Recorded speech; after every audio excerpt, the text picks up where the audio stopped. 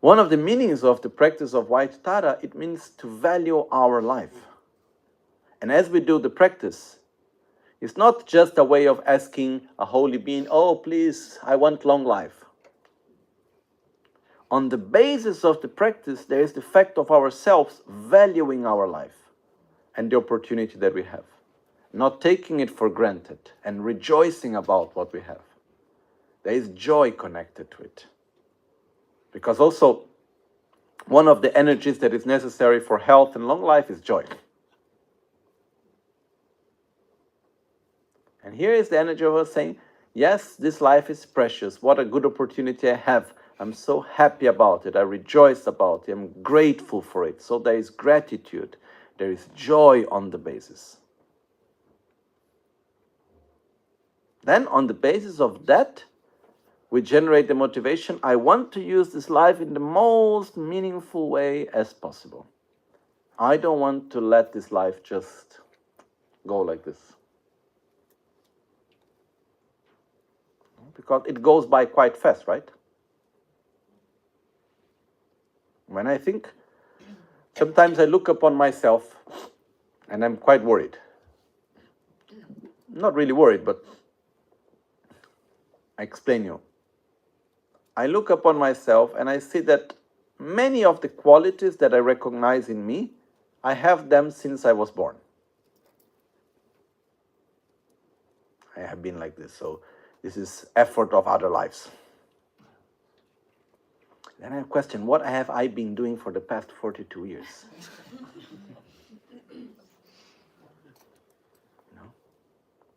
Then I see within myself the weak points where I still need to develop. And sometimes we just get busy with so many things and we know that we need to do that, but okay, now I'm busy with something else. And life goes by, 1 year after the other. And the more we allow it to go like this, somehow the more difficult it becomes to make some changes, because we become more and more rigid in the position where we are. It's never too late and it's never too early. But we really need to look upon ourselves and say, okay, I must use this life in a meaningful way. I cannot let it be. But to do the practice of White Tara without having the awareness of the preciousness of this life, and without having the awareness of this urge to use life in a meaningful way, it doesn't really work. I'm sorry to put it in this way. It has benefits, yes. You can receive blessings, yes. It is good, yes, on many levels. But we are not using the full capacity of the practice at all.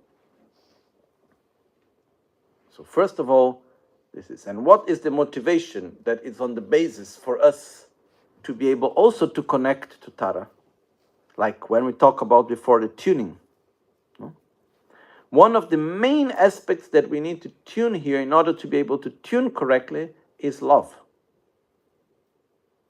It's this profound feeling of love towards ourselves and then towards others. The love towards ourselves, it manifests in this clear manifestation of understanding and having awareness of what is beneficial for us and having the full commitment to cultivate it. Understanding what is harmful to us and having the full commitment to abandon it. That means to love ourselves. Not so easy. Okay? But that's really important. It's like, otherwise, we ask help to Tara, and it's somehow similar to going to a doctor. And you go to the doctor and say, Doctor, I am sick and I really want to have good health. Please help me. And then the doctor said, yes. Okay, here I give you the diet. This is what you need to do. Exercise. You need to avoid this lifestyle and that lifestyle. Stop smoking. You cannot eat junk food. you cannot have too much stress, you need to take some time to rest, you need to find ways to sleep better, need to breathe correctly, take this medicine, this, that give us this whole, make our life very complicated. Okay? And then we say, thank you, doctor, I'm so grateful for you, but I'm not going to do all of this. You take care of me. I don't know if any doctor have ever had this experience of the patient wanting you to solve the problem. You know? And you look at the patient and you say, oh, you know, I care so much for you, I would really like, but I am not able to. This reminds me, one time I was with Lama Michel Rinpoche in Tibet. And we were going by car from one village to another. And on the way, we were going through many different villages. And on every village we were in the Chatring area. All the people of the village, they were on the side of the roads waiting for Rinpoche to pass to ask for blessings. So like a road that normally would take 20 minutes, for us would take like 3 hours at least, minimum. Because at every village we need to stop, and then there is hundreds and thousands of people, and Rinpoche would go and bless each one of them. You know? And it was quite intense, this whole period there. And together in the car, Rinpoche was sitting in the front seat. Behind Rinpoche was the abbot of the monastery, and I was nearby him. And many old ladies from the local, they would have a way of saying in Tibetan, in the dialect of Kham, and which they were saying, oh, great master, I take refuge on you. Please do not allow me to go into the hells. Don't send me to the hell realm or something like that. And then the abbot, he would answer back, making like a joke, because actually they were saying something, they didn't even have that much awareness of what they were saying. It was a way of asking for blessings. And he would answer back, don't worry, if you don't go, for sure I will not send you. You know?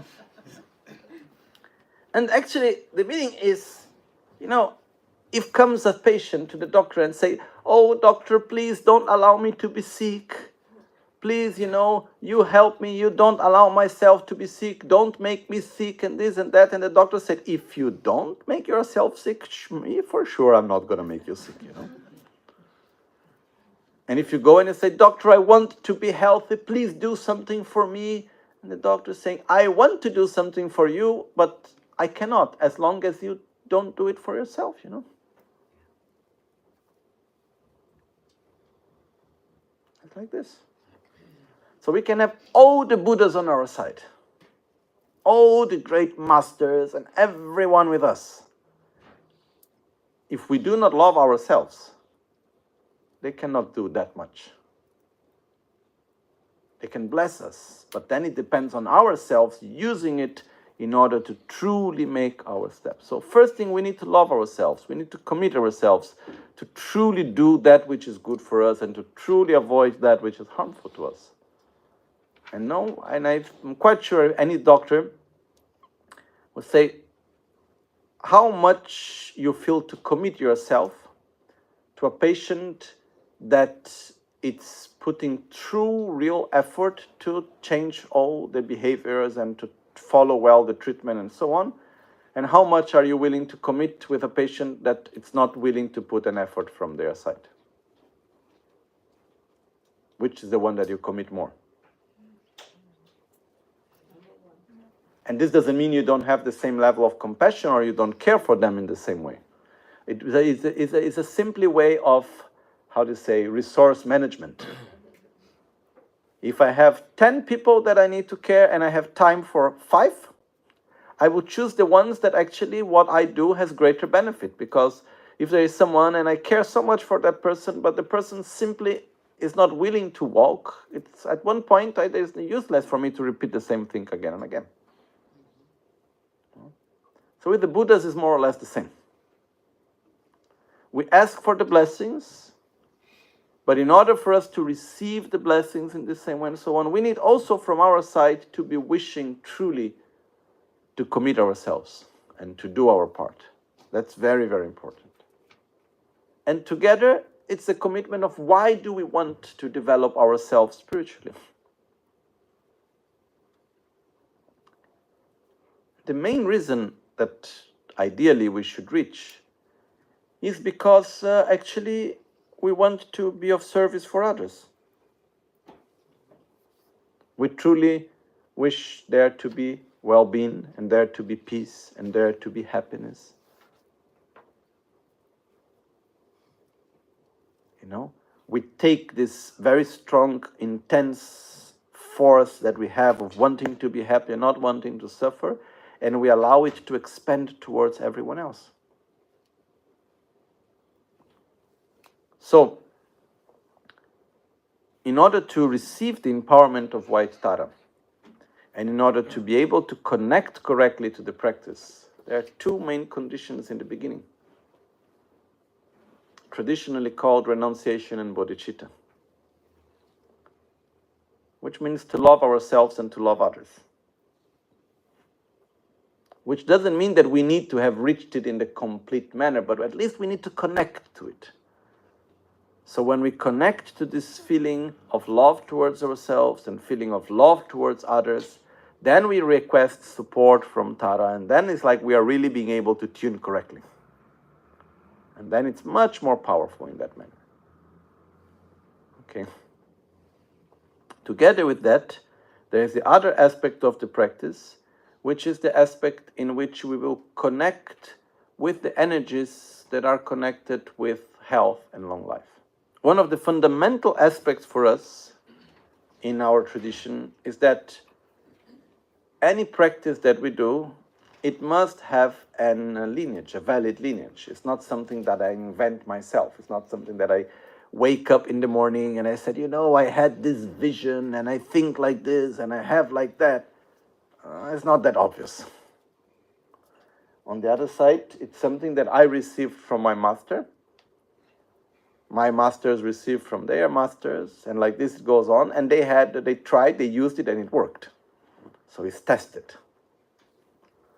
And in this way, in our lineage, there are three main practices that have been done in order to generate this energy for long life and health, which is Amitayus. All the three are coming from the teachings of Buddha with that connection. Amitayus, especially from the sutras of Buddha there. Then there is Ushnisha Vijaya. Ushnisha Vijaya is a practice that it's mainly done in contexts in which not only it's not so much to connect with the energy of long life, but it's a practice that is more like to overcome like diseases and situations that there is not much solution. So Ushnisha Vijaya is more like emergency SOS help, in a way. It's more into that direction, normally, Ushnisha Vijaya. And it's also not a very easy practice. It has this immense long dharani, which is mantra, that is very long mantra and so on. But it has mainly that like very strong energy of, okay, when there is a situation connected mostly to health and so on, and it's quite serious, then Ushnisha Vijaya has this very strong type of energy to deal with it.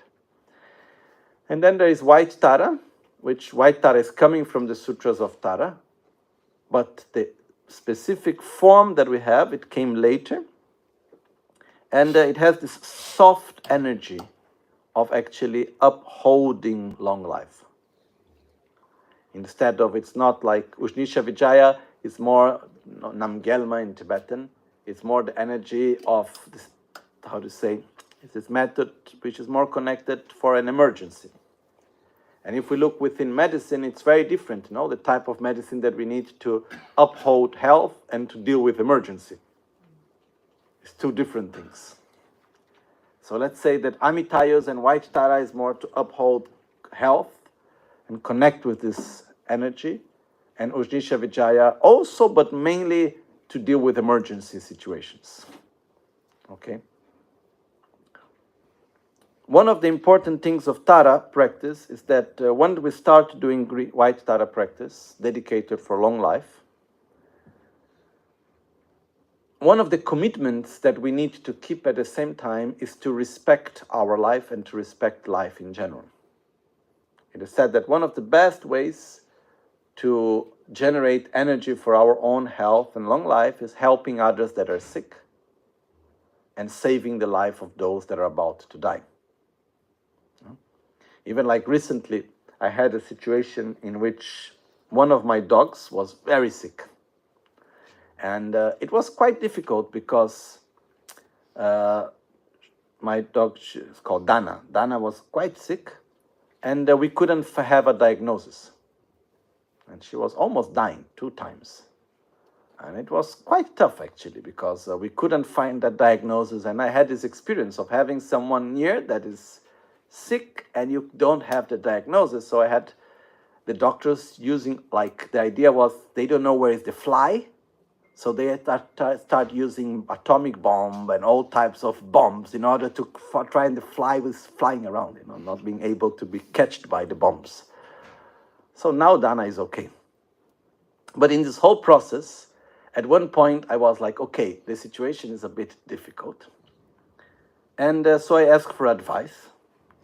And I asked advice at the time for Tara Rinpoche. And Tara Rinpoche gave different advices. And one of the advice that he said, okay, you need to save the life of an animal in order to dedicate that energy to that. So I bought a donkey. So there was a donkey that was about to be killed to sell the meat. I don't know if here in Holland people eat donkey meat, but some people, and in Italy not many, but some people do it. So I was able to find this donkey. Then I bought the donkey paying the price of the meat, by kilo. So I bought the donkey. Then they had another problem, what I do with the donkey. A big donkey, where I keep the donkey, what I do with the donkey. I didn't think about that on that time. Then finally I found a friend that had many other donkeys and he kept it. And now the donkey, it's in another place, beautiful place, very well taken care, and is doing activity to help children and people with disabilities, doing pet therapy together. So the name of the donkey is Pepe Shanti. That's the name that was given to the donkey. Anyhow, Tara Rinpoche gave the name Shanti. This just to say that one of the ways that we're there, in order to keep good health and life, we need to value life. If we do not respect life, difficultly we were able to generate that energy ourselves. So that's why one of the ways of generating this energy for ourselves is that of helping others, so saving the life of others. Someone that normally would have been killed, and we are able to increase the lifespan of that being. Okay? But at the same time, we need to value our own life. And one of the ways that I see that is very much connected to it nowadays is the respect that we have towards the environment.